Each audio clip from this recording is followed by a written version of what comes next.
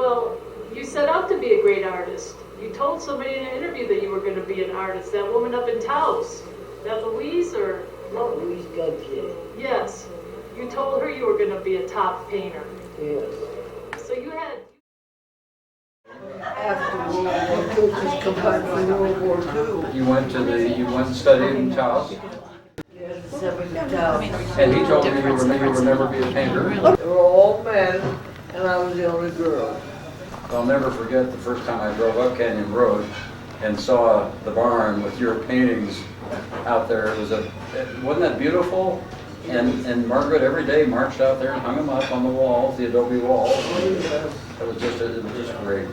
Full of energy for that. I knew I had come to the right place. It seemed like about every Sunday in the summer we were all somewhere outside having a party. That's right. And I remember when you broke your arm, your right arm or wrist, whichever. I think it was my arm because I was still having trouble with it. And you did a whole series of drawings with your left hand. Yes. I have one. You do? I do, yes. You were just painting, and wonderfully. The one Mora County I talked about is one of my all-time favorites. I love that painting. What painting? Mora County. Mora County. Oh yes, That's a great one. In the museum, and it just looks great. Yes, indeed, it does look great.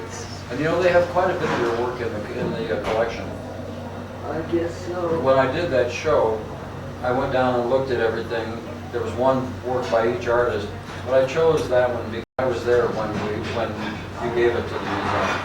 And I always felt very special about it, so that's why I chose that one. Did you have any art training before Bistrom, or was that the first? No, my father sent me to the Art Students League. Oh, the Art Students League, like George O'Keeffe, she went to the Art Students League, Yes, of I course. went there, but Did you like it? no. I'll bet you hated it. I did. I didn't like to be told what to do. And they told you exactly what to do. So I quit that and I went off to war. Did you ever go up to Claude's? All the time. So did I. I was a waitress there for You were a waitress there? Uh-huh. I knew Claude very well. Did I you? knew Claude in Paris when she was a little girl. You did? Yeah. Oh, for heaven's sake. She was We were French? both children in Catholic schools. Well, you know, she used to sing, and she sounded like Edith Piaf.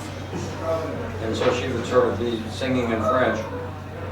And one night I was there and she was singing, and a man started talking. And so she stuck a cigarette in his ear. I heard they had horses at the bar. And... Oh, everything. It was great. Oh, yeah. And remember, Hal West. Oh, yes. Hal, he was always there. I was a Claude's waitress. was, That's a documentary in itself. that is indeed a documentary. Well, here's to you, man. And here's to you, I'll say, Plunk. Look.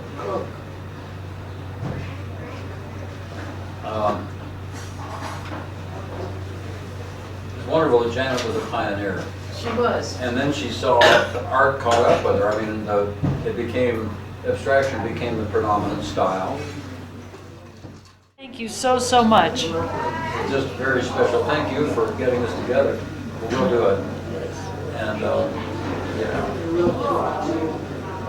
Well, it's fun to remember, isn't it? So, Most of it. Well, I know a couple stories I'm not telling, Janet. I'll never get them out of me. Well, thank you very much. I appreciate it. Here's to Grand Dam. I don't feel like a Grand Dam, just small dam. When I moved here, Santa Fe was a small town. You know? And you just met everybody. Really? I mean, yeah, I mean, in the art community. And I was taking photographs of artwork, so But I think I met Janet before that. I don't know who would have introduced us. Would Mary Lou, would Aggie and Mary Lou, or no? Yeah. Maybe. A large, I shouldn't say huge, a large community of women in Santa Fe that were pretty extraordinary. I'm a tough woman. I know you are. Somebody, Dennis said to me one day, how did you get so tough? You're a nice, well-bred family, and you talk like this to me in the dentist chair. This captain from Oklahoma said, Janet, get your heart together and pull yourself together and jump into that lake. I said, have you lost your mind? And I said, I'll do it when my heart tells me. And she looked at me as though, well, she's a really, from Oklahoma, and that part of the country, she was a really tough guy. So talk about wanting to be like Janet Lippincott. I thought I wanted to be like this woman. And I was only there about, I was barely 21.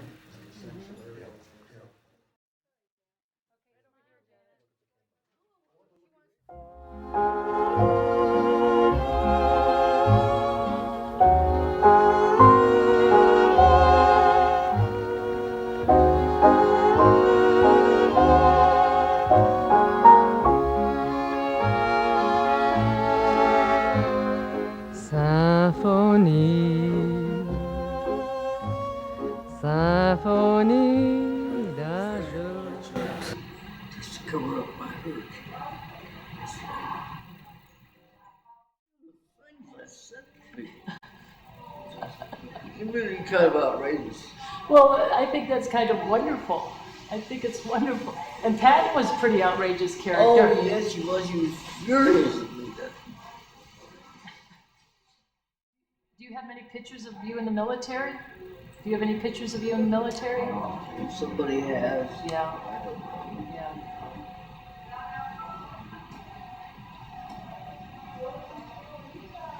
It changed your life, didn't it? Yes, it did. Gosh, and then to hook up in Santa Fe again. Weren't you just shocked? No, I don't think I was shocked by anybody. Or anything. You weren't too taken back by anybody. No. I think that's wonderful. You weren't intimidated. No. I think that's a great gift.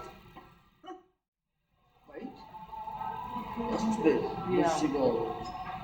That was very innovative to use printed words in your paintings. These are flags that I found someplace. They were small American flags, and I picked them up. Quite a life. Quite a life.